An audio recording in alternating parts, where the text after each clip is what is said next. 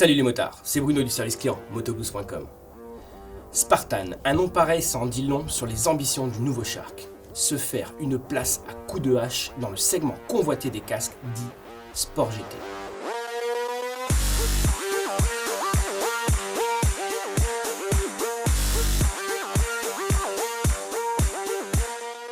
Pour vous la faire courte, cette intégrale s'adresse à ceux qui recherchent un casque aussi à l'aise pour voyager que pour une utilisation plus radicale, avec, pourquoi pas, quelques sorties en piste très occasionnellement.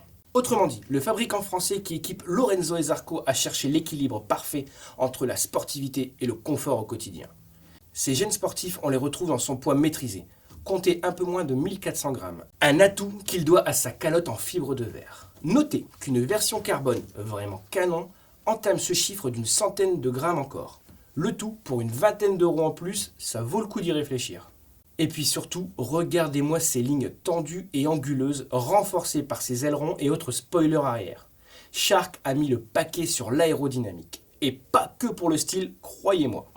Exemple, jetez un œil aux platines qui maintiennent l'écran en place. Leur surface en écaille limite les turbulences sur l'arrière du casque pour réduire la traînée et le bruit.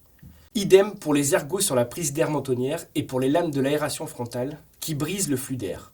L'ensemble permet une excellente stabilité du Spartan à haute vitesse, donc un plus grand confort.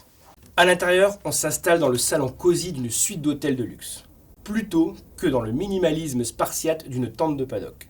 Certes, le Spartan est dur à enfiler avec son tour de cou très serré. C'est la rançon du silence. Mais quand on le porte, on se sent comme à la maison. Les mousses sont douces, le maintien est très bon. Ceux qui ont des lunettes apprécieront le système EasyFit qui accueille les branches de leur monture facile et sans douleur. Finalement, ici, seul le serrage par boucle double D rappelle l'univers racing. La question qui nous revient souvent, quelle est la différence entre la boucle D et micrométrique ? La boucle D est la chouchoute des casques sportifs. Plus légère, elle se montre aussi plus sûre que la boucle micrométrique et obligatoire sur circuit. Mais sa mise en place réclame une petite manipulation qui devient très vite automatique. La boucle micrométrique est plus intuitive et donc préférée des débutants. Pour autant, son ajustement idéal à chaque serrage lui permet d'assurer en cas de chute. Du côté optique, c'est full option.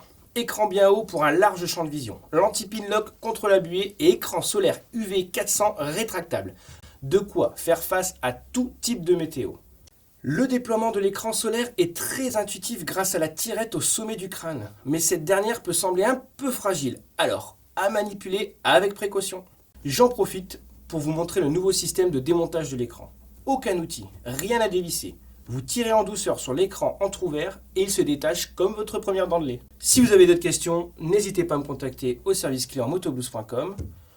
Pour ma part, vous savez tout ce qu'il y a à savoir sur le casque Spartan. This is Spartan. Shark Spartan. N'oubliez pas de freiner.